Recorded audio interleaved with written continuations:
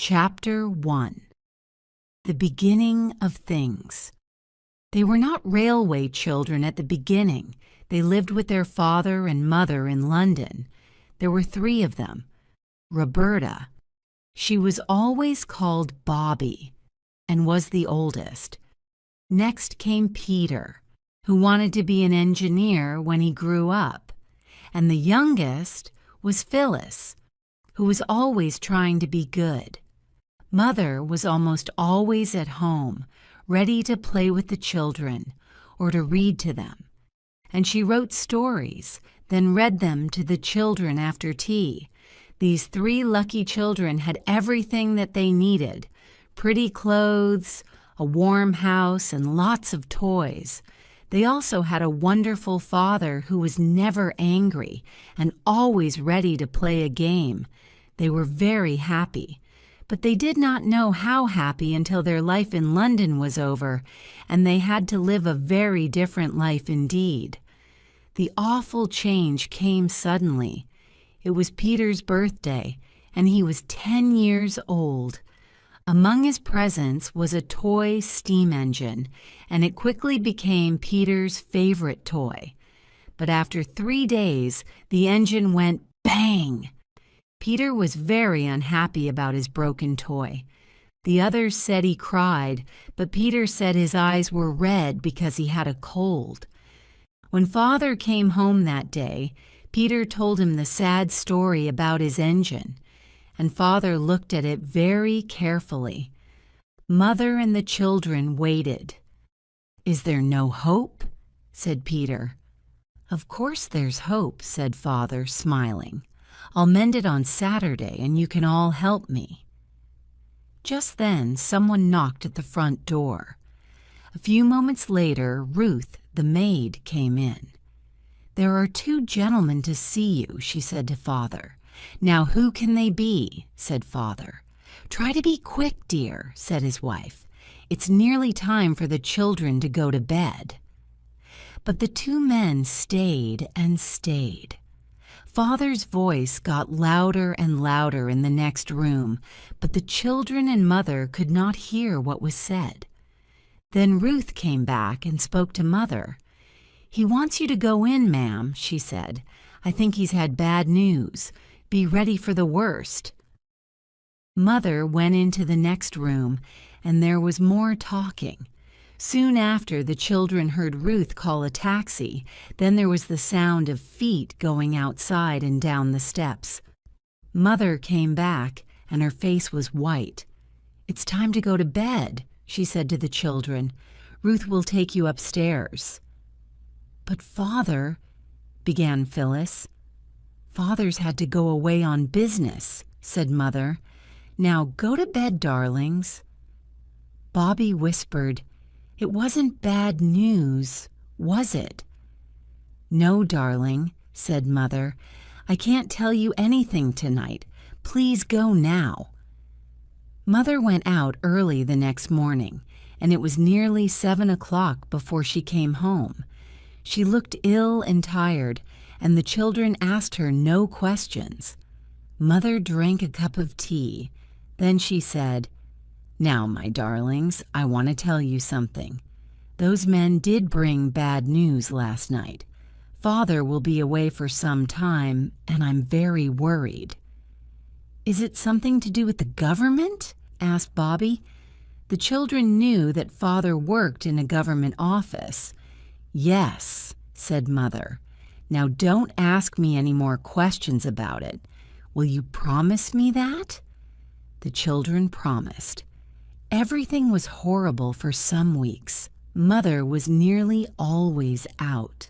Ruth the maid went away. Then Mother went to bed for 2 days, and the children wondered if the world was coming to an end. One morning, Mother came down to breakfast. Her face was very white, but she tried to smile. "We have to leave our house in London," she said. "We're going to live in the country, in a dear little white house near a railway line. I know you'll love it." A busy week followed, packing everything up in boxes. The children almost enjoyed the excitement. "We can't take everything," Mother told them. "Just the necessary things. We have to play being poor for a while." On their last night in the house, Peter had to sleep on the floor, which he enjoyed very much. "I like moving," he said. "I don't," said Mother, laughing. Bobby saw her face when she turned away. "Oh, Mother," she thought, "how brave you are! How I love you!" Next day, they went to the railway station and got on a train. At first, they enjoyed looking out of the windows, but then they became sleepy. Later, Mother woke them. "Wake up, dears," she said. "We're there." There were no taxis, and a man with a cart took their boxes. The children and Mother walked behind the cart along a dark, dirty road, which seemed to go across the fields. After a while, a shape appeared in the darkness. "There's the house," said Mother. The cart went along by the garden wall and round to the back door. There were no lights in any of the windows. "Where's Mrs. Viney?" said Mother. "Who's she?" asked Bobby. "A woman from the village. I asked her to clean the place and make our supper," said Mother. "Your train was late," said the man with the cart. "She's probably gone home." "But she has the key," said Mother. "It'll be under the doorstep," said the man. He went to look. "Yes, here it is." They went inside the dark house. There was a large kitchen with a stone floor, but there was no fire and the room was cold. There was a candle on the table, and the man lit it. Then a noise seemed to come from inside the walls of the house. It sounded like small animals running up and down. Then the cartman went away and shut the door. Immediately, the candle went out. "Oh, I wish we hadn't come," said Phyllis. Chapter 2. Peter and the Coal. "You've often wanted something to happen," said Mother, lighting the candle again. "And now it has. This is an adventure, isn't it? I told Mrs. Viney to leave our supper ready. I suppose she's put it in the other room. Let's go and see." They looked in the other room, but found no supper. "What a horrible woman," said Mother. "She's taken the money, but got us nothing to eat at all." "Then we can't have any supper," said Phyllis unhappily. "Yes, we can," said Mother. "We can unpack one of the boxes. There's some food from the old house." They found candles in the box, and the girls lit them. Then Bobby fetched coal and wood and lit a fire. It was a strange supper: tomatoes, potato chips, dried fruit, and cake, and they drank water out of teacups. After supper, they put sheets and blankets on the beds. Then Mother went to her own room. Very early next morning, Bobby pulled Phyllis's hair to wake her. "Wake up," she said. "We're in the new house, don't you remember?" They wanted to surprise their mother and get the breakfast ready, but first they went to look outside. The house seemed to stand in a field near the top of a hill, and they could see a long way. "This place is much prettier than our house in London," said Phyllis. They saw the railway line at the bottom of the hill and the big black opening of a tunnel.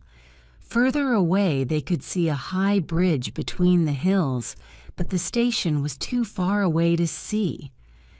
"Let's go and look at the railway," said Peter. "Perhaps there are trains passing." "We can see them from here," said Bobby. So they sat down on a big, flat, comfortable stone in the grass, and when Mother came to look for them at 8 o'clock, they were asleep in the sun. "I found another room," Mother told them.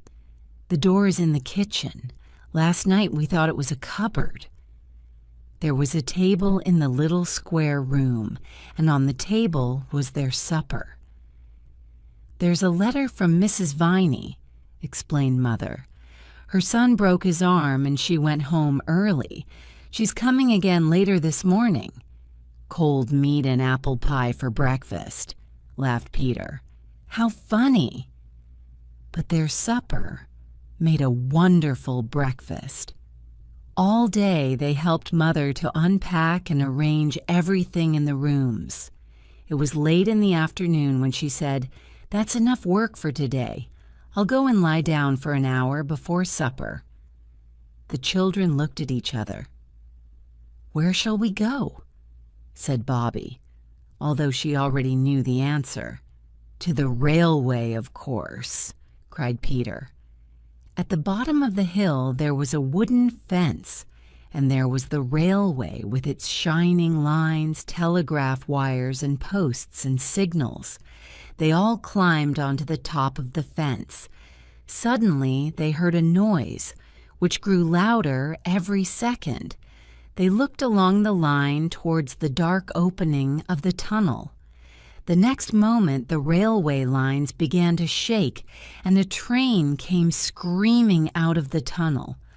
"Oh," said Bobby when it had gone, "it was like a great wild animal going by."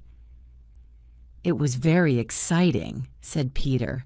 "I wonder if it was going to London," said Bobby. "London is where Father is." "Let's go down to the station and find out," said Peter.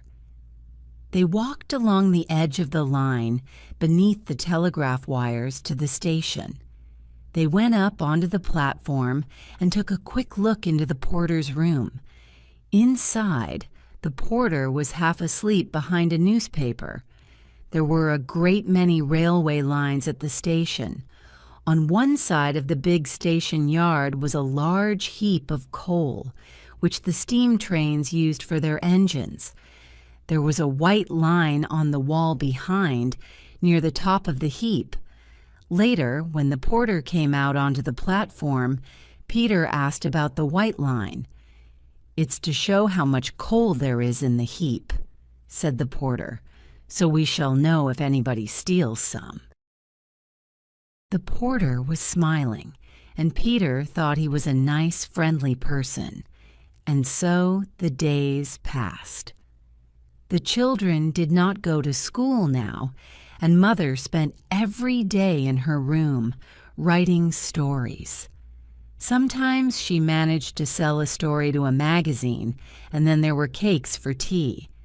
The children did not forget their father, but they did not talk about him much because they knew that Mother was unhappy.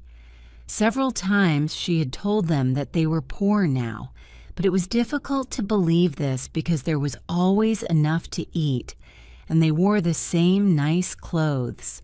But then there were 3 wet days when the rain came down and it was very cold.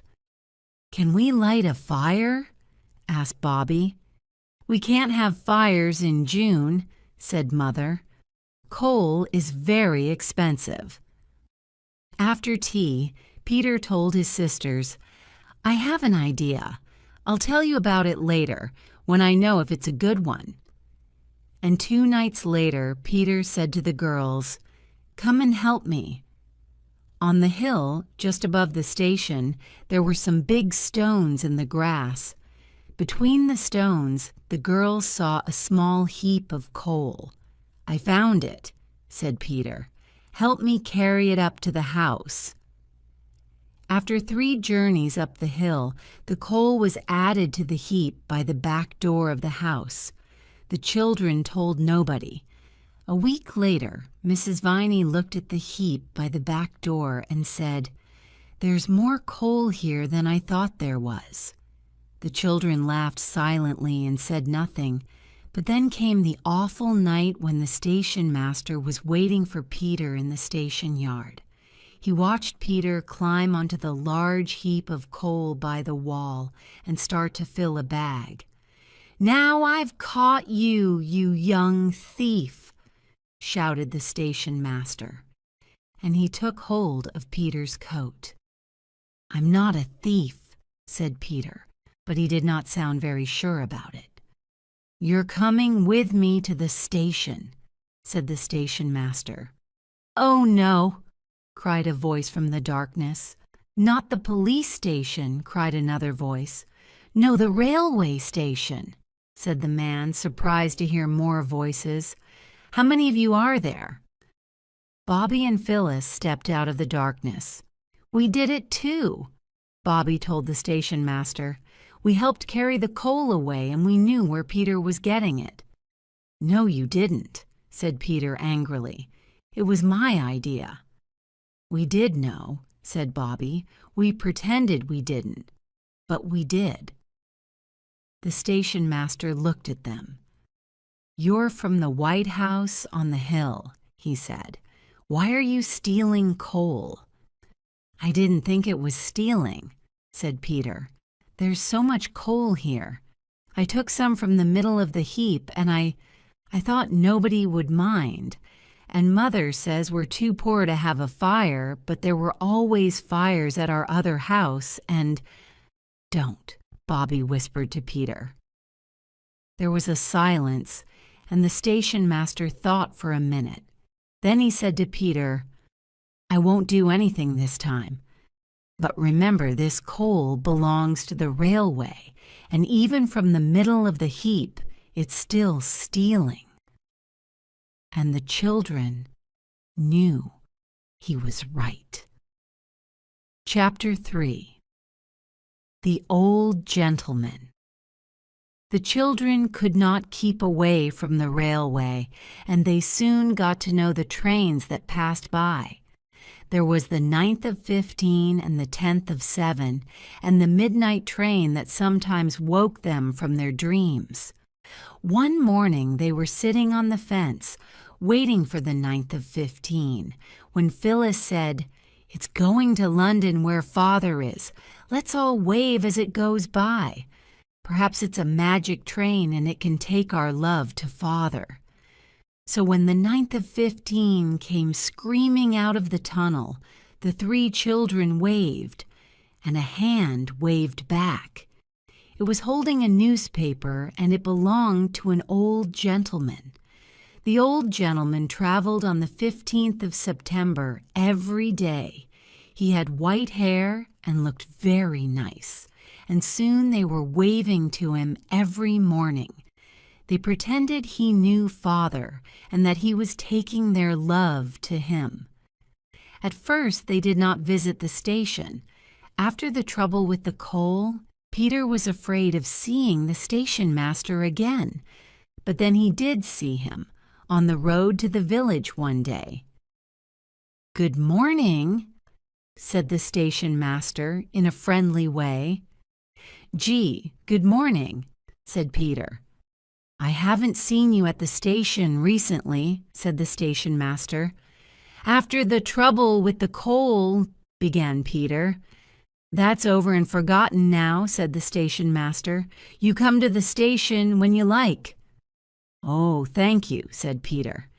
And the three children went the very same day.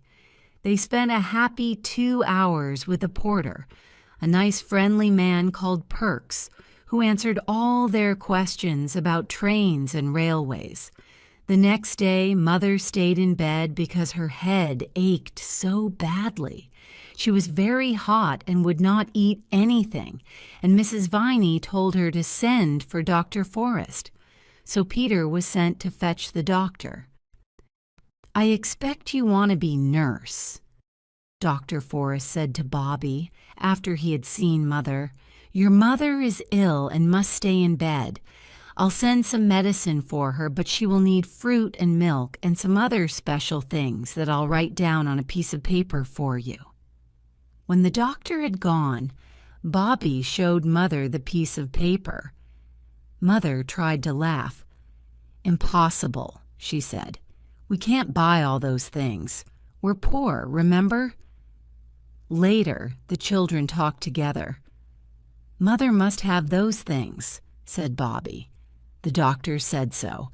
How can we get them for her? Think, everybody, just as hard as you can." They did think. And later, when Bobby was sitting with Mother, the other two were busy with a white sheet, some black paint, and a paintbrush. The next morning, the 9th of 15 came out of the tunnel, and the old gentleman put down his newspaper, ready to wave at the 3 children. But this morning, there was only one child. It was Peter.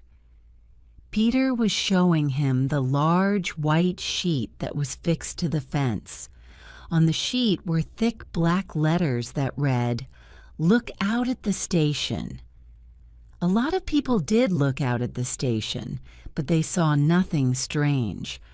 But as the train was getting ready to leave, the old gentleman saw Phyllis running towards him. "I thought I was going to miss you," she shouted, and pushed a letter into his hand through the window as the train moved away. The old gentleman sat back in his seat and opened the letter. This is what he read. "Dear Mister, we do not know your name. Mother is ill, and the doctor says we must give her these things at the end of the letter, but we haven't got enough money to get them. We do not know anybody here except you, because Father is away, and we do not know his address. Father will pay you, or if he has lost all his money, Peter will pay you when he is a man. We promise it. Please give the things to the station master, because we do not know which train you come back on. Tell him the things are for Peter, the boy who was sorry about the coal. Then he will understand. Bobby Phyllis, Peter." Written below the letter were all the things the doctor had ordered, and the old gentleman read through them. His eyes opened wide with surprise, but he smiled. At about 6 o'clock that evening, there was a knock at the back door. The 3 children hurried to open it, and there stood Perks, the friendly porter, with a large box. He put it on the floor. "The old gentleman asked me to bring it," he said. Perks left, and the children opened the box. Inside were all the things they had asked for, and some they had not. Some wine, 2 chickens, 12 big red roses, and there was a letter. "Dear Bobby, Phyllis, and Peter, here are the things you need. Your mother will want to know where they came from. Tell her they were sent by a friend who heard she was ill. When she is well, you must tell her all about it, of course. And if she says you were wrong to ask for the things, tell her that I say you were right and that I was pleased to help." The name at the bottom of the letter was G.P. something. The children could not read it. "I think we were right," said Phyllis. "Of course we were right," said Bobby. "I hope Mother thinks we were right too," said Peter, but he didn't sound very sure. Chapter 4. Bobby's Ride.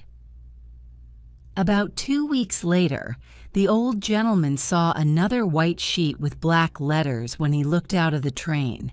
It said, "She is nearly well, thank you." Then it was time for the children to tell Mother what they had done. It was not easy, but they had to do it, and Mother was very angry indeed. "Now listen, it's true that we're poor," she told them, "but you must not tell everyone, and you must never, never ask strangers to give you things." "We didn't mean to be bad, Mother," cried Bobby. "We're sorry," said Phyllis and Peter, crying too. Soon Mother was crying with them. "I'll write a letter to the old gentleman and thank him," she said. "You can give it to the station master to give him. Now we won't say any more about it." The day after the children took the letter to the station, it was Bobby's birthday. In the afternoon, she was politely told to go out until tea time. "You mustn't see what we're doing," said Phyllis. "It's a surprise." Bobby went into the garden, and then she walked across the fields. When she came back, Phyllis and Peter met her at the back door. They were very clean and tidy, and Phyllis was wearing her prettiest dress. There was just enough time for Bobby to make herself tidy before they called her into the front room. Mother, Peter, and Phyllis were standing near the table, and there were 12 lighted candles on it, one for each of Bobby's years. The table was covered with beautiful flowers from the fields and garden, and there were some interesting little boxes, too. "Happy birthday, Bobby," they shouted happily. "Open your presents." They were very nice presents. There was a pretty handkerchief with flowers on it from Phyllis, a lovely little silver brooch of Mother's, shaped like a rose, which Bobby had loved for years. There were 2 blue glass vases from Mrs. Viney, and there were 3 birthday cards with pretty pictures. "This is my present," said Peter, putting his toy steam engine on the table. It was full of sweets. Bobby looked surprised because just for a moment she thought Peter was giving her the engine. "Not the engine," he said quickly, "only the sweets." But he had seen the look on her face. "I mean, not all the engine. You can have half if you like," he said bravely. "Thank you, Peter," said Bobby. "It's a wonderful present." And she thought, "It was very kind of Peter to give me half of his engine. Well, I'll have the broken half and I'll get it mended." It was a lovely birthday, but later that night, Bobby came silently down the stairs to get her presents. She saw her mother sitting at the table with a pen and some writing paper in front of her.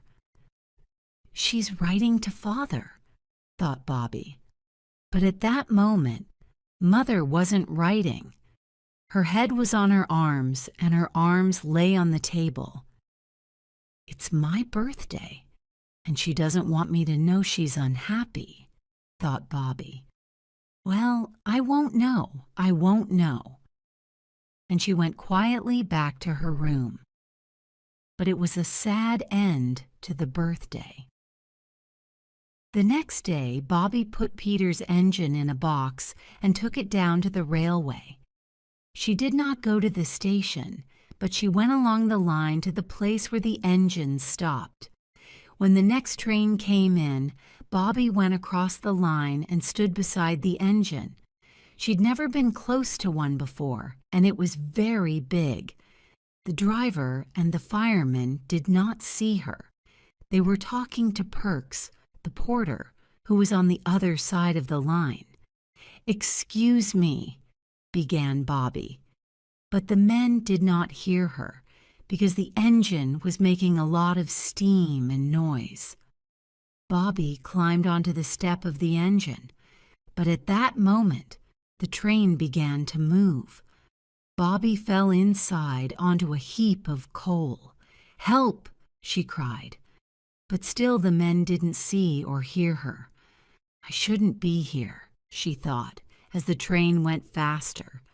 "I'll be in terrible trouble." She put out a hand and touched the nearest arm, and the driver turned round quickly. "What are you doing here?" he shouted, and Bobby began to cry. This seemed to worry the 2 men, and they took several minutes to calm Bobby down and to stop her crying. Then the fireman said, "Now tell us why you're here. It's not every day a little girl falls into our steam engine." Bobby picked up the box with Peter's toy engine inside it. I wanted to ask if you could mend this," she explained, and took the engine out of the box. "Everybody on the railway seemed so good and kind. I didn't think you'd mind." The driver took the little engine, and the 2 men looked at it silently, not speaking for several minutes. Bobby waited. "What do you think, Jim?" said the driver at last. "Can we help the little lady?" The fireman smiled. I should think we can."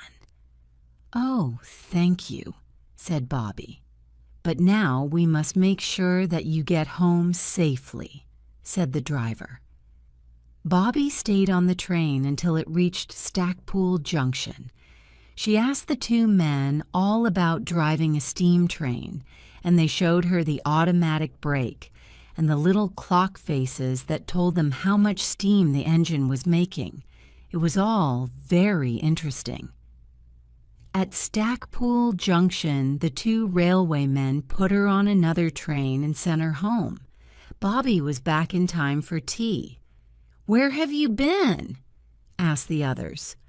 "To the station, of course," said Bobby, but she would not say another word. It was some weeks before Bobby took her brother and sister to meet the friendly engine driver and fireman. The two children were very surprised, and Peter was very excited when he saw his engine, now as good as new again. And only then, as the three children walked home again, did Bobby tell the others about her adventures on the engine of the steam train. Chapter 5. Saving the Train. One day, the children were walking by the fence along the top of the hill beside the railway line. The line here ran through a deep little valley, and the hillside on both sides of the line was very rocky. But among the rocks, grass and flowers grew, and many small trees. Phyllis stood by the fence and looked down to the lines at the bottom. "It's like looking down the side of a mountain," she said. Suddenly they heard a noise. It was soft but very clear, and slowly began to get louder. "Look at the tree over there," cried Peter. The girls looked and saw a tree moving slowly downwards on the opposite side of the railway line. "It's magic," said Phyllis. "I knew the railway was magic. Look, some other trees are moving too." They watched as the trees moved on, grass and stones moving with them. Then a big rock began to move as well, and suddenly half the hillside was moving. A second or two later, everything came crashing down in a big heap on the railway line below. "It's right across the line," said Phyllis, feeling a little frightened now. "Yes," said Peter slowly, "and the November 29th hasn't gone by yet. We must let them know at the station, or there will be an awful accident." "There isn't time," said Bobby. "It's past 11 now." They thought for a moment. "We need something red. Then we could go down on the line and wave it," said Peter. "Everyone knows that red means danger, and the train would stop." "Our petticoats," said Phyllis. "They're red. Let's take them off." The girls did this, then the three of them ran along the line to a corner. When they were round the corner, it was impossible to see the heap of trees and rocks. "We'll need some sticks as well," said Peter, taking one of the petticoats. "Now." He took a knife from his pocket. "You're not going to cut them, are you?" said Phyllis. "Yes, cut them," said Bobby. "If we can't stop the train, there will be a real accident, and people will be killed."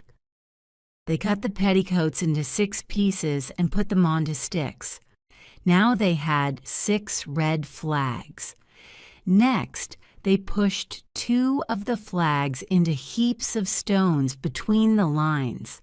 Then Bobby and Phyllis each took one, and Peter took the other 2. They stood ready to wave them immediately the train appeared. It seemed a long time before the railway lines began to shake, and they heard the train coming.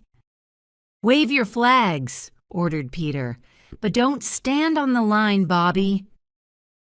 The train came very, very fast. The lines began to shake, and the 2 flags that were pushed into the heaps of stones soon fell over. But Bobby ran across and picked up one of them. "The train's not going to stop," she shouted.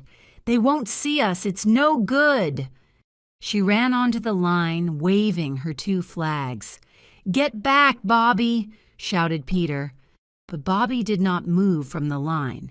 She waved and waved her flags, shouting, "Stop, stop," as the big black engine came towards her. It did stop, but only 20 meters from Bobby. Peter and Phyllis ran along the line to tell the driver about the trees and rocks around the corner. But Bobby couldn't move because her legs were shaking too much. She had to sit down on the ground.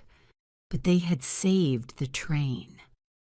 "You're brave and clever children," the driver told them.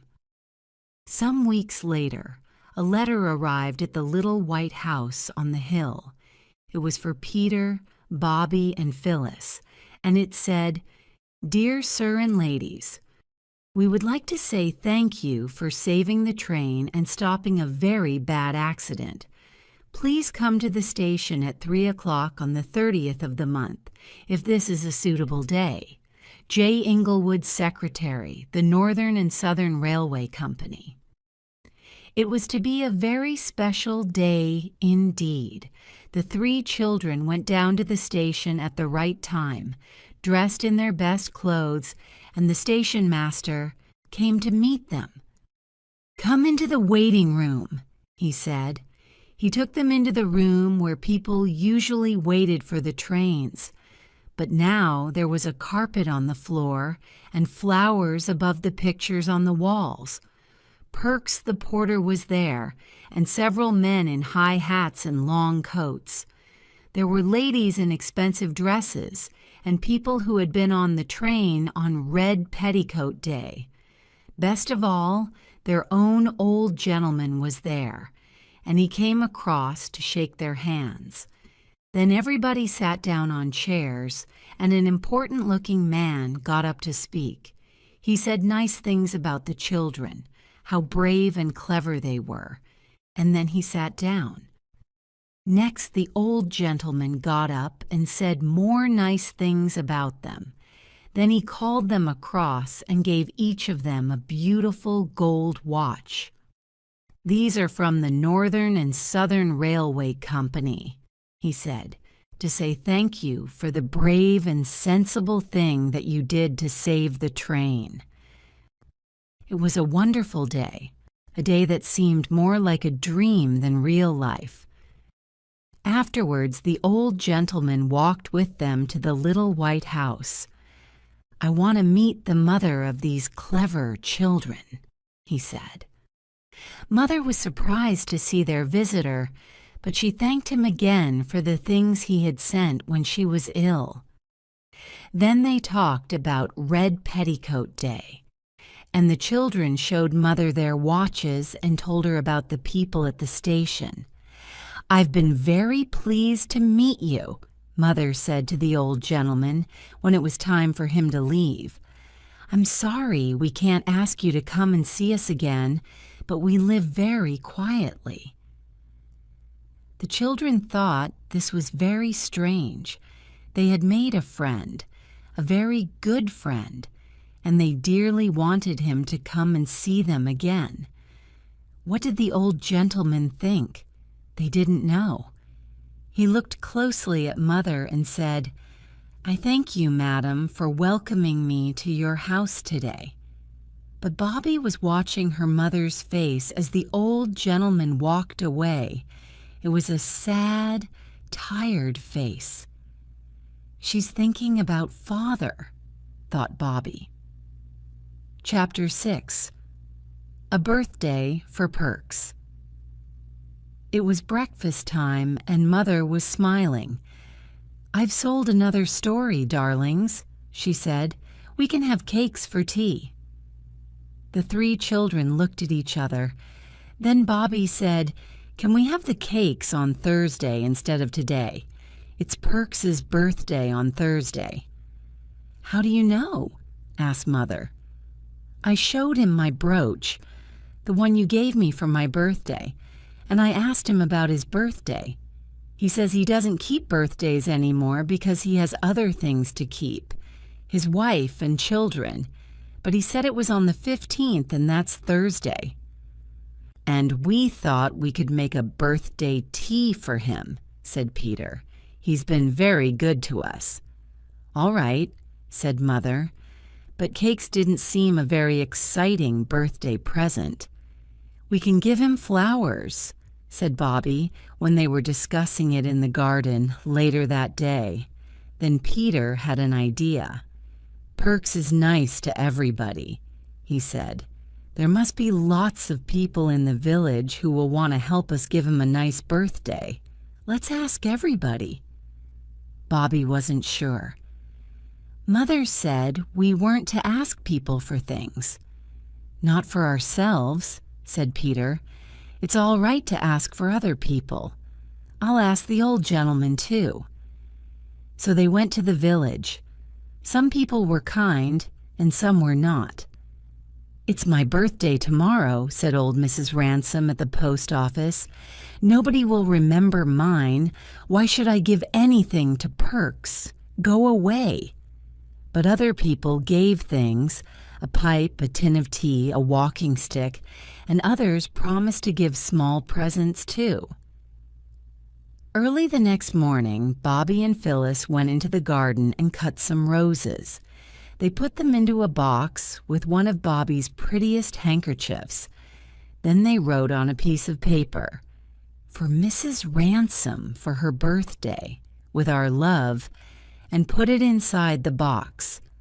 Bobby and Phyllis took the box down to the post office and put it inside the door when the old woman wasn't looking.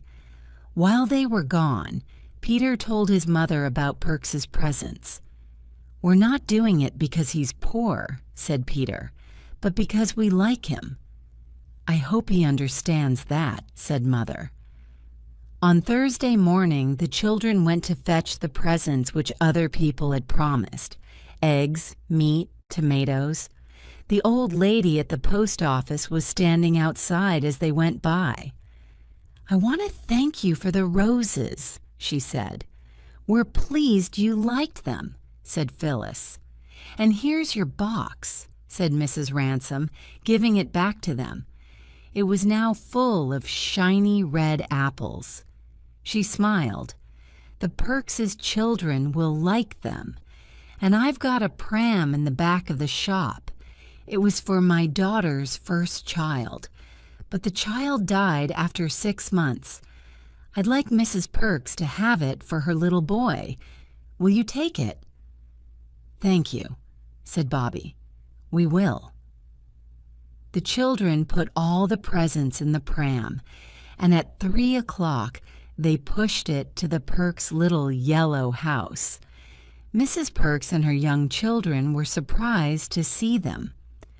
"We know it's Mr. Perks's birthday," said Peter, "and we've brought some presents for him." The woman's eyes got bigger and bigger with surprise as each thing was taken from the pram. "Perks has never had a birthday like it," she said.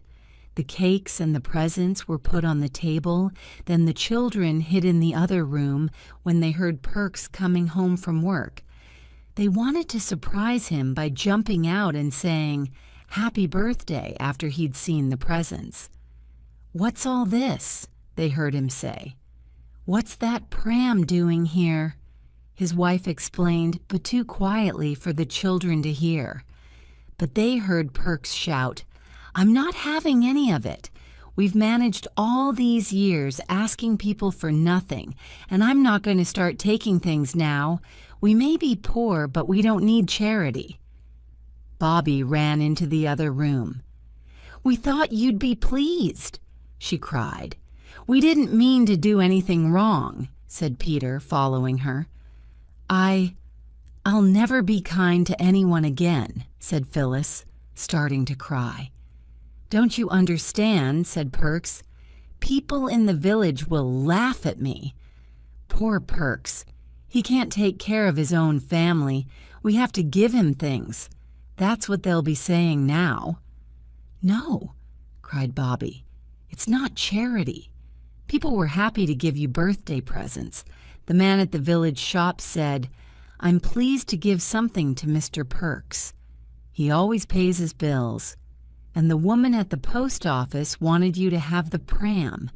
It was for her granddaughter, but the little girl died." "I'm not sending the pram back, Bert," said Mrs. Perks when she heard this, "so don't ask me to." I won't," said Perks quietly. "And other people said you were kind and polite and hard-working," said Bobby. "They wanted to give you a birthday present. The old gentleman gave Peter £1 for you. He said you were a man who was good at his work. We thought you would like—" "Stop," Perks said suddenly. "I take back every word I said. I don't know if I was ever so pleased, not only with the presents, but with the kind thoughts of our neighbors. They're the best presents of all, aren't they, Nell?" "They are," agreed his wife happily. Perks looked at the children. "You'll stay to tea, won't you?" he said. "Oh, yes, please," they said. Chapter 7. The Terrible Secret. When the children first went to live at the White House, they talked about Father a lot and were always asking questions about him. But as time passed, their questions seemed to make Mother unhappy, so they stopped asking them. But they never forgot him. Bobby thought about Father often. She knew her mother was unhappy, and she worried a lot about that. And why was Father away for so long? Was there something that Mother wasn't telling them? The answer came on the day she went to the station to fetch the magazines. They were old magazines which people left on trains or in the waiting room. Perks said the children could have them to read, and one day Bobby went to fetch them. "I'll just put some newspaper round them to keep them together," said Perks, and he took an old newspaper from the heap. The magazines were heavy, and Bobby stopped to rest on the way home. She sat on the grass and dropped them beside her. As she did this, she looked at the newspaper and read some of the words on the page, and it was like a terrible dream. She never remembered how she got home, but she went to her room and locked the door. Then she took the newspaper off the magazines and looked at it again.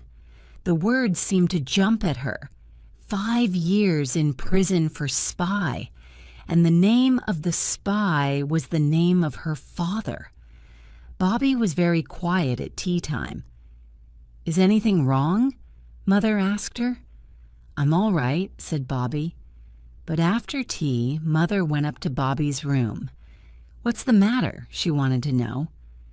For an answer, Bobby took the newspaper from under her bed and showed it to her mother. "Oh, Bobby," cried Mother, "you don't believe it, do you? You don't believe Daddy is a spy?" "No," said Bobby.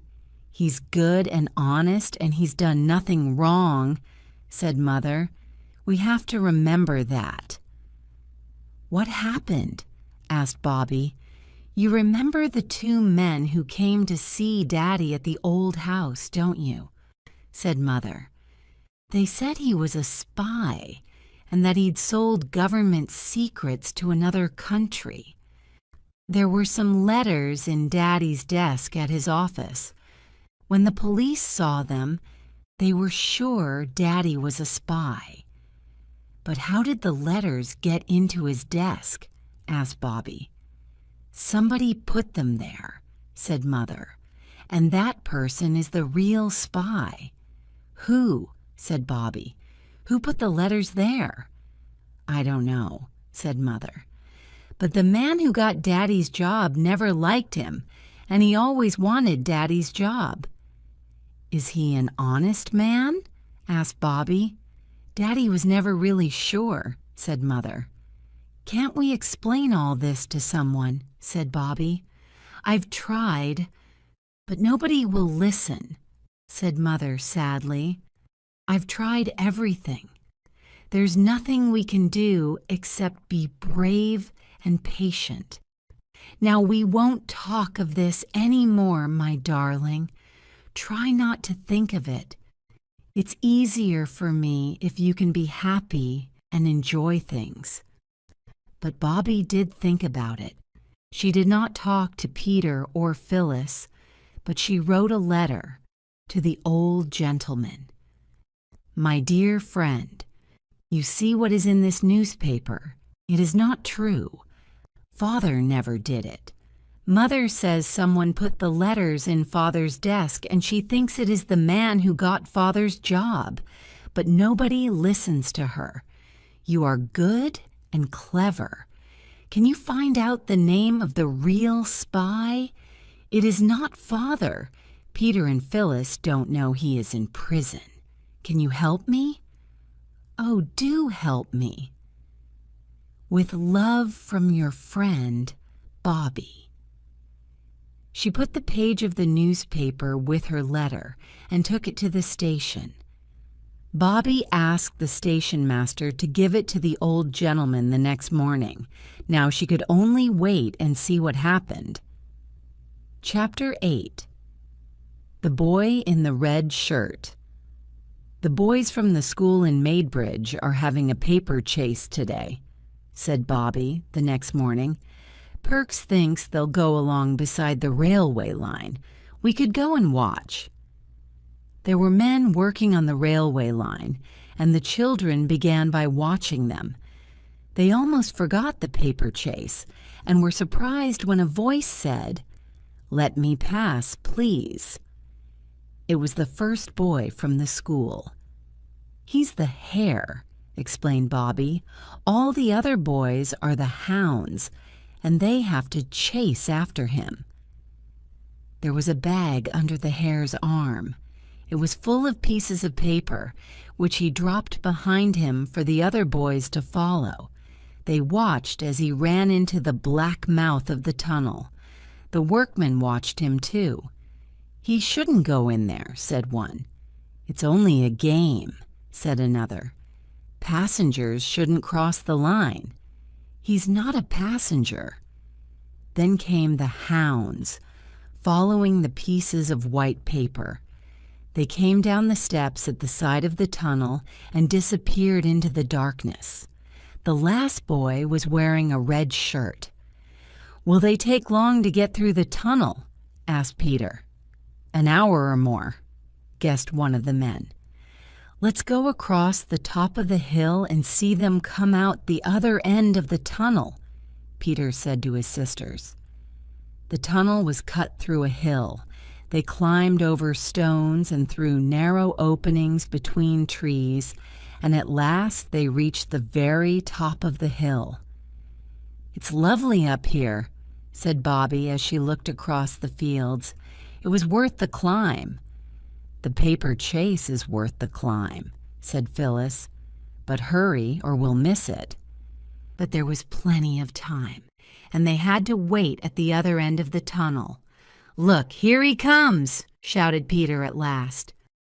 The hare came very slowly out of the shadows of the tunnel. Soon after came the hounds. They were going slowly, too, and looked very tired. What shall we do now? Said Bobby. That's not the last, said Peter. The hound in the red shirt isn't out yet. They waited and waited, but the boy did not appear. The children began to worry, and they climbed down to the mouth of the tunnel, but they couldn't see a boy in a red shirt. Perhaps he's had an accident, said Peter. Let's go and look. The tunnel was dark after the sunshine outside, and they walked beside the line. If a train comes, stand flat against the wall, said Peter. His voice sounded very different inside the tunnel walls. I don't like it, said Phyllis. There was a low noise on the railway line. What's that? Said Peter. It's a train, said Bobby. Let me go back, cried Phyllis. It's quite safe, said Bobby. Stand back, The train came towards them, and the noise got louder and louder. Then it was screaming past, and they could feel the hot air and smell the smoke. They pushed themselves flat against the tunnel wall. "Oh," said the children after it was gone. Peter took the end of a candle from his pocket, and his hand was shaking when he lit it with a match. "See, come on," he said. And the three of them went deeper into the darkness of the tunnel. The boy in the red shirt was on the ground beside the line. His eyes were closed, and he did not move when they reached him. Is he dead?" asked Phyllis. "Dead? No," said Peter. And slowly the boy opened his eyes. I think I've broken my leg," he said. "How did you get here?" "We saw you all go into the tunnel, and then we went across the hill to see you all come out," explained Peter. "The others came out, but you didn't, so we came to look for you." "You're very brave," said the boy. "Can you walk if we help you?" said Bobby. "I can try," said the boy. He did try, but he could only stand on one foot. "Oh, I must sit down. The pain is awful." He sat down again and closed his eyes. The others looked at each other.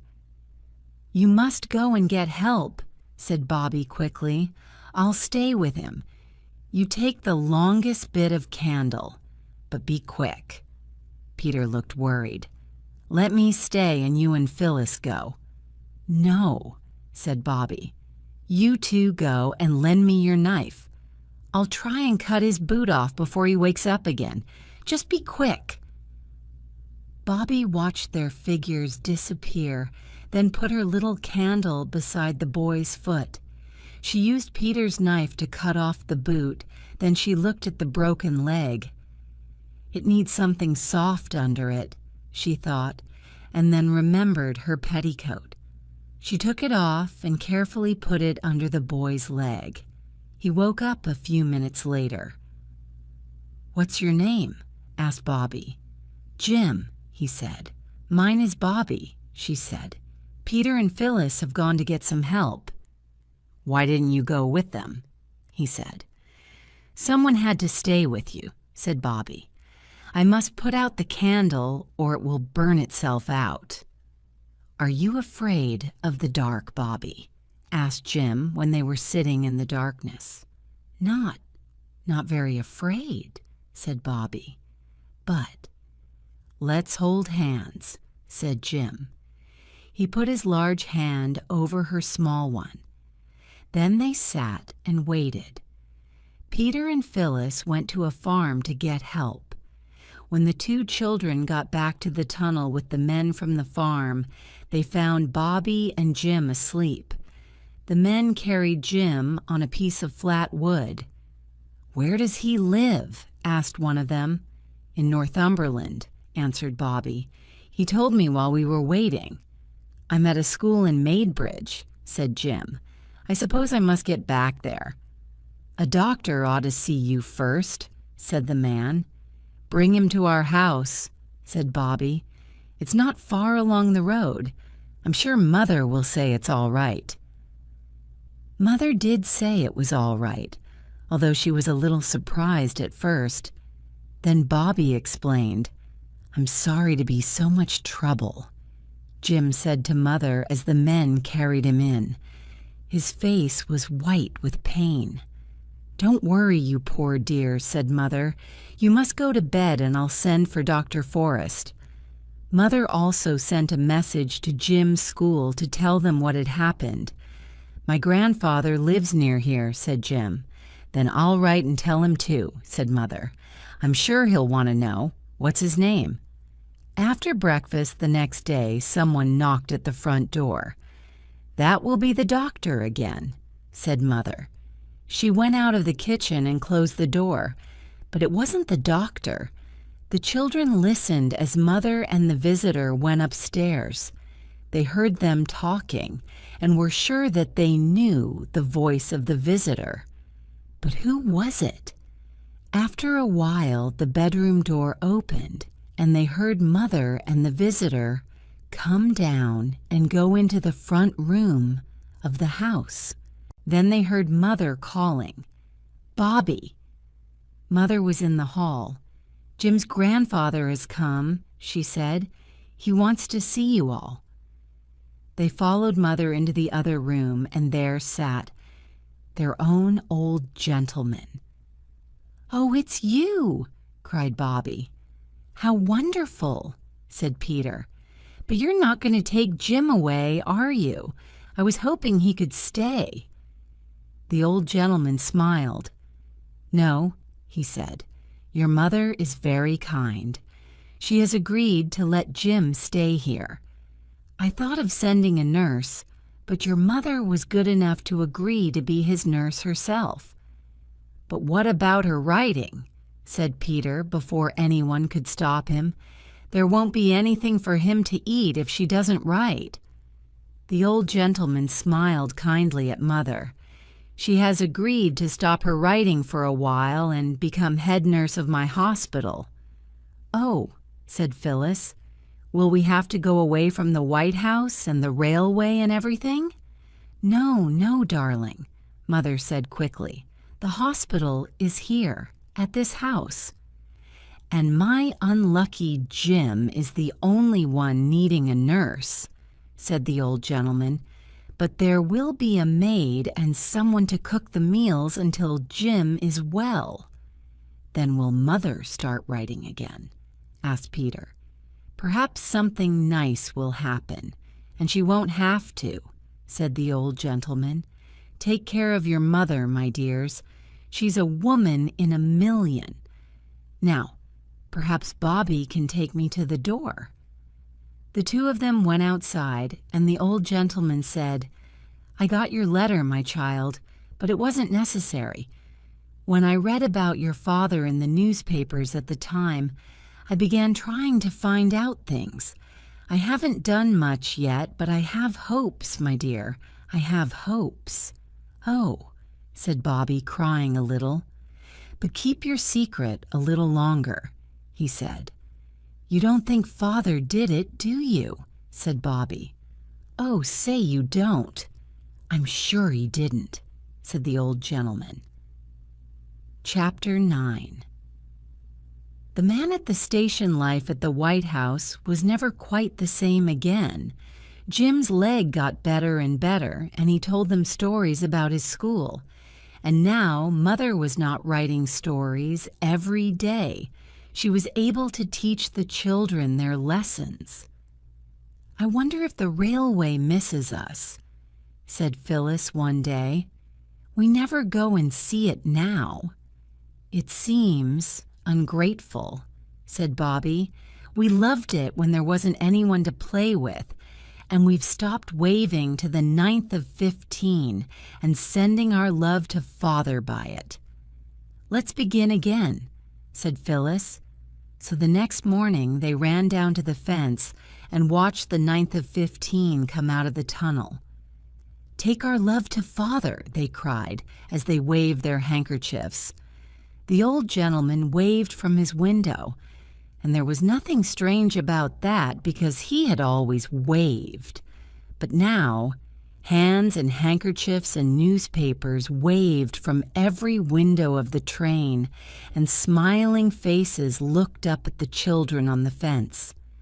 "Well," said Phyllis. "What does it mean?" said Peter. "Perhaps the old gentleman told the people to wave," said Bobby. But she had a strange feeling inside her, a feeling that something was going to happen.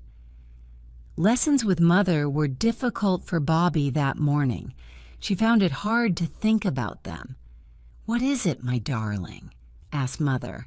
"You don't feel ill, do you?" "I don't know," answered Bobby. "Perhaps I'd feel better in the garden." But the trees and the flowers all seemed to be waiting for something to happen. It was one of those quiet September days when everything does seem to be waiting. "I'll go down to the station and talk to Perks," she thought. Everyone seemed to have a newspaper in their hand that morning. Several people waved theirs at Bobby and smiled as she went by, people who never usually waved or smiled at her. How strange, she thought. Perks wasn't anywhere on the platform, and Bobby had only the station cat to talk to. How kind and friendly everybody is today, she said to the cat. Perks appeared when it was time for the 11:54 to arrive. He had a newspaper, too. "Hello," he said to Bobby. "I saw it in the paper, and I've never been so pleased about anything in all my life." "What did you see in the paper?" asked Bobby. But already the 11th of 54 was steaming into the station, and Perks was looking in all the windows. Only 3 people got out of the train. The first was a woman with 3 boxes of chickens. The second was a woman with a brown suitcase. And the third, "Oh, my daddy," cried Bobby. That scream went like a knife into the heart of everyone on the train. People put their heads out of windows and saw the tall, white-faced man and the little girl with their arms around each other. "I knew something wonderful was going to happen," said Bobby as they went up the road, "but I didn't think it was going to be this. Oh, my daddy!" "Didn't Mother get my letter?" asked Father. "There weren't any letters this morning," said Bobby. "Oh, Daddy, it really is you, isn't it?" He held her hand and said, "You must go in by yourself and tell Mother very quietly that it's all right. They've caught the man who did it. Everyone knows now that your daddy isn't a spy." "We always knew you weren't," said Bobby. "Me and Mother and our old gentleman." "Yes," said Father, "it's him I must thank." And now they are going across the field. Bobby goes into the house trying to find the right words to tell Mother that Father has come home. Father is walking in the garden, waiting. He is looking at the flowers, but he keeps turning towards the house. Now the door opens. Bobby's voice calls, "Come in, Daddy, come in."